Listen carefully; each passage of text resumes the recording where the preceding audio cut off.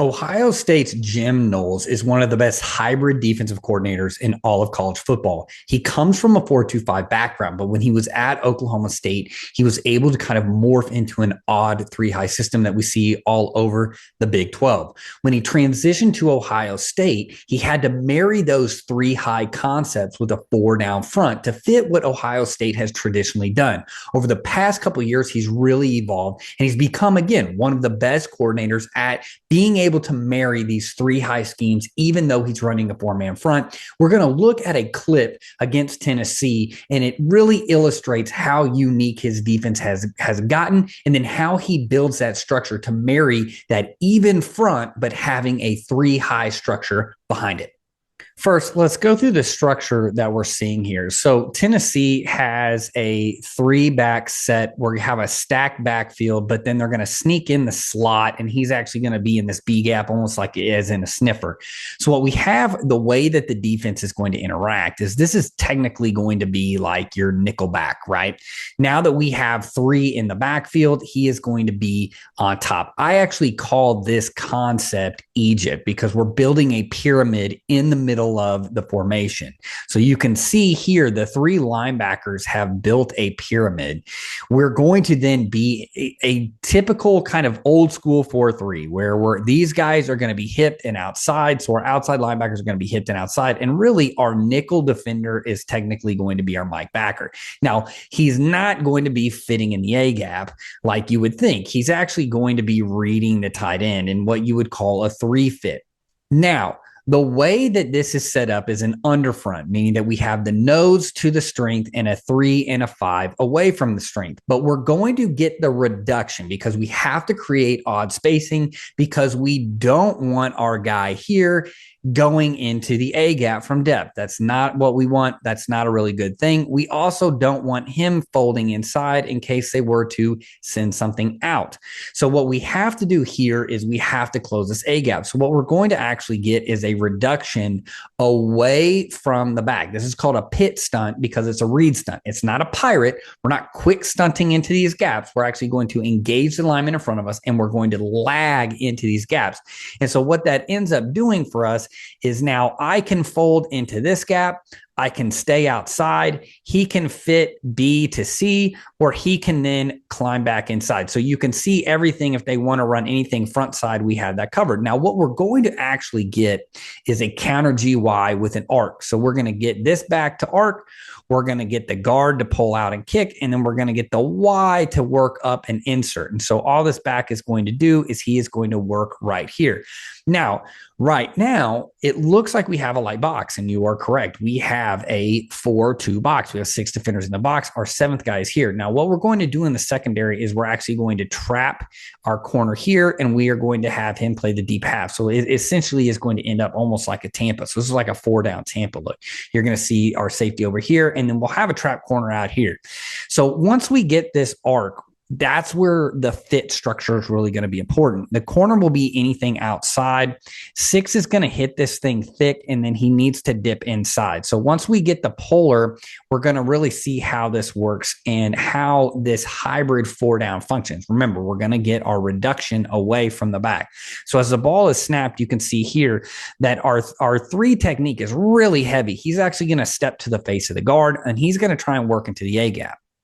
Our defensive end is going to go path of least resistance. He's stepping to the tackle. You can actually see him put his hand on the tackle's hip, and then he's looking to dent the guy, any kind of polar. Now, what we typically know here is that any kind of down, we're either going to get a kick out block from the tight end, or we are actually going to get counter. We're going to get some sort of kick out block here. They're not going to use 3 to kick that guy out. At least I would hope they're not going to. So we actually get him to arc to try and seal this up here.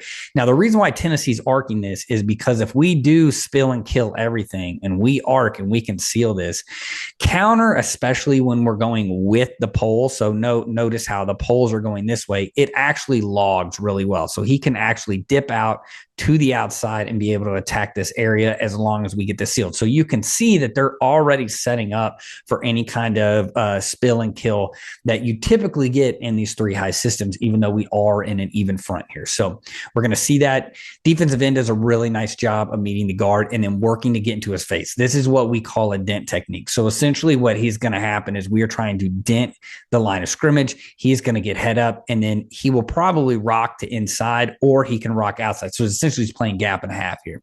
You can see that we have 6 hitting him thick here, but what we really need him to do is slide back inside. We can't get sealed because what we don't have is what we have is a 1-for-1.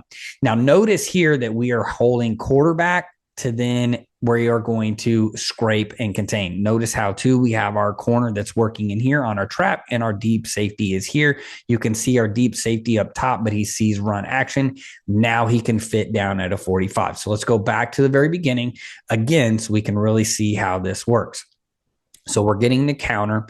You can see our 3 technique gets to the face of 76. He goes down. He's inviting that tackle. He's staying head up to invite that tackle. If he dips into that A gap, that tackle is going to climb right now to the next level.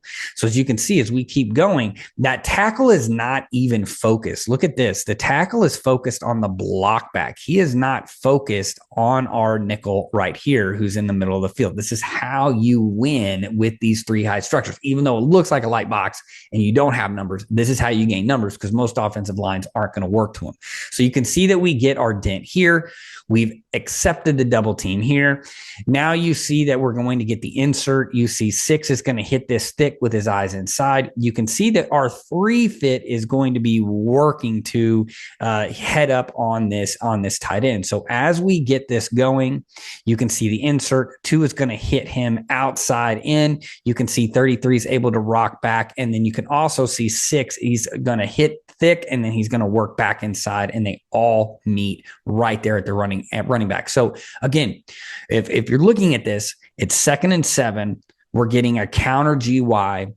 We're in a light box, so we do give up just a little bit of yardage. But what we're looking at now is really a 3rd and 5, 3rd and 4, which is medium down. That allows us to now get into some man pressures that we can run, and it makes it a little bit more predictable for them. So we are giving up a little bit. Not these fits aren't perfect, but that's the whole point. We're making them earn it. We're making them drive the field because eventually we know we're going to get some sort of a turnover off of this, especially against a Brile system that does not want a 12-play drive. So again, we hit thick, we invite the double team. That by the time the tackle realizes that guy's not scraping by, you see that our middle safety is now hitting. He hits outside on 87. You see that 6 is working back in, and then 33 comes back off of that dent and is able to rock that down. Now notice here too, we really need that trap corner to continue to go, knowing that the safety is going to replace. If you're going to trap, the safety now has outside. You now have the alley right here. And so you can see, again, this is a really good example of how Knowles has structured his even front with a 3 high system and is combating a loaded box, a 3 back box counter GY, which is essentially a double pull, and they're creating 2 gaps on the other side.